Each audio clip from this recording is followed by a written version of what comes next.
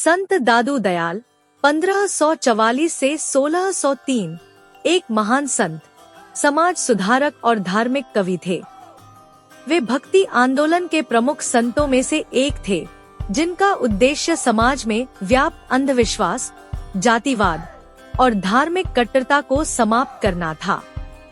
दादू दयाल का संदेश मानवता, समानता और भाईचारे पर आधारित था और उन्होंने अपनी कविताओं और उपदेशों के माध्यम से लोगों को ईश्वर की सच्ची भक्ति की ओर प्रेरित किया।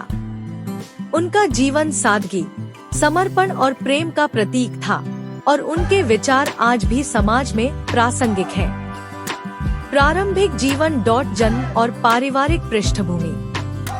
दादू दयाल का जन्म 1544 ईस्वी में गुजरात के अहमदाबाद के निकट एक ब्राह्मण परिवार में हुआ था। उनके जन्म के समय का भारत धार्मिक और सामाजिक बुराइयों से ग्रस्त था। जाति प्रथा और धार्मिक कट्टरता ने समाज को विभाजित कर रखा था। इन सभी चुनौतियों के बीच दादू दयाल का जन्म हुआ और उन्होंने अपनी शिक्षाओं और उपदेशों के माध्यम से समाज को एक नई दिशा देने का प्रयास किया। दत्तक ग्रहण और बचपन। दादू दयाल के जीवन की एक महत्वपूर्ण घटना यह है कि उनके जन्म के बाद उन्हें एक धुनिया, कपास काटने वाले परिवार ने गोद ले लिया। इस परिवार ने उन्हें पाल पोस कर बड़ा किया और उन्होंने अपने प्रारंभिक जीवन में कपास का काम भी किया। इस अनुभव ने उन्हें समाज के निम्नवर्गीय लोगों के जीवन को निकट से देखने और समझने का अवसर दिया। उन्होंने अपने जीवन में जाति और सामाजिक भेदभाव को कभी भी स्वीकार नहीं किया, बल्कि समाज के सभी वर्गों के प्रति समानता और प्रेम का संदेश दिया। आध्यात्मिक प्रवृत्ति। बचपन से ही दादू दयाल में आध्यात्मिक प्रवृत्ति थी। वे धार्मिक कार्यों और भक्ति में गहरी रुचि रखते थे। उन्हें भगवान के प्रति गहरी आस्था थी और वे ईश्वर की खोज में समय बिताते थे। उन्होंने अपने जीवन का अधिकांश समय ध्यान, साधना और ईश्वर की भक्ति में लगाया। उनका मानना था कि सच्ची भक्ति के लिए बाहरी दिखावे की आवश्यकता नहीं है, बल्कि हृदय से भगवान के प्रति सच्चा प्रेम ही महत्वपूर्ण है। आध्यात्मिक यात्रा और गुरु संत कबीर से प्रेरणा। दादू दयाल की आध्यात्मिक यात्रा में संत कबीर का विशेष योगदान था। कबीर के विचार और उनकी शिक्षाओं ने दादू दयाल के जीवन को गहरे रूप से प्रभावित किया। संत कबीर की तरह दादू भी निर्गुण भक्ति के समर्थक थे, जो निराकार, अव्यक्त और सर्वव्यापी ईश्वर की उपासना पर आधारित थी। दादू दयाल ने अपने जीवन को संत कबीर की शिक्षाओं के अनुरूप ढाला और समाज में व्याप्त धार्मिक पाखंड, अंधविश्वास और जातिवाद का विरोध किया। गुरु से दीक्षा। दादू दयाल का जीवन धार्मिकता और ईश्वर की भक्ति में डूबा हुआ था, लेकिन उनकी आध्यात्मिक यात्रा तब और गहरी हो गई जब उन्हें एक महान गुरु से दीक्षा प्राप्त हुई। इस गुरु ने दादू दयाल को आत्मज्ञान का मार्ग दिखाया और उन्हें सच्ची भक्ति के मार्ग पर चलने के लिए प्रेरित किया। गुरु की दीक्षा के बाद दादू दयाल ने अपने जीवन को पूरी तरह से भक्ति और समाज सेवा में समर्पित कर दिया। दादू दयाल की शिक्षाएं। निर्गुण भक्ति का मार्ग। दादू दयाल निर्गुण भक्ति के समर्थक थे, जिसमें निराकार, अव्यक्त और सर्वव्यापी ईश्वर की उपासना की जाती है। उनके अनुसार ईश्वर को किसी विशेष रूप, मूर्ति या प्रतीक में सीमित नहीं किया जा सकता। वे मानते थे कि ईश्वर सब में है और सच्ची भक्ति हृदय से की जानी चाहिए, न कि बाहरी दिखावे से। दादू दयाल की यह निर्गुण भक्ति संत कबीर और अन्य निर्गुण संतों की विचारधारा से मेल खाती है। समानता और जातिवाद का विरोध।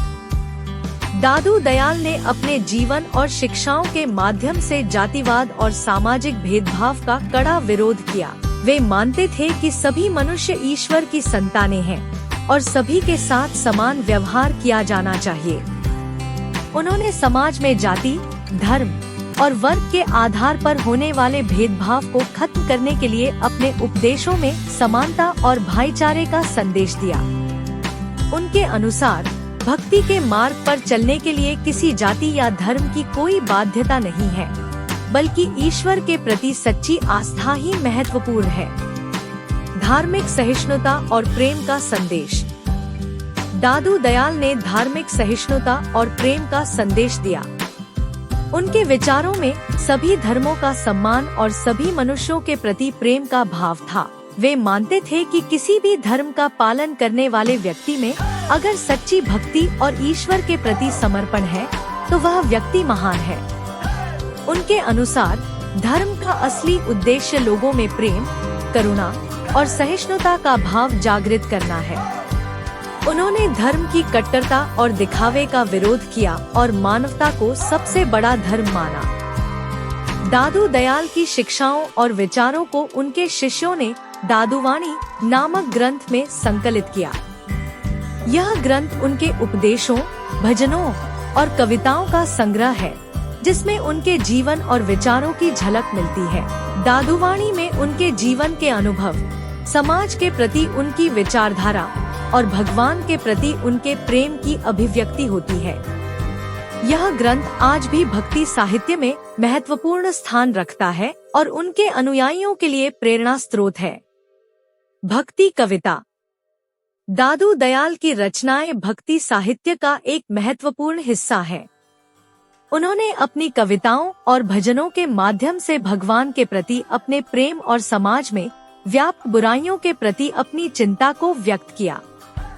उनकी रचनाओं में सादगी और गहराई का मेल होता है, जो आम जनता को भी भक्ति के मार्ग पर चलने के लिए प्रेरित करती है। उनके भजनों और कविताओं में ईश्वर के प्रति समर्पण, समाज सुधार और मानवता के प्रति प्रेम का संदेश मिलता है। दादू दयाल के शिष्य और दादूपंथ। प्रमुख शिष्य। दादू दयाल के कई शिष्य थे जिन्होंने उनके विचारों और शिक्षाओं को आगे बढ़ाया।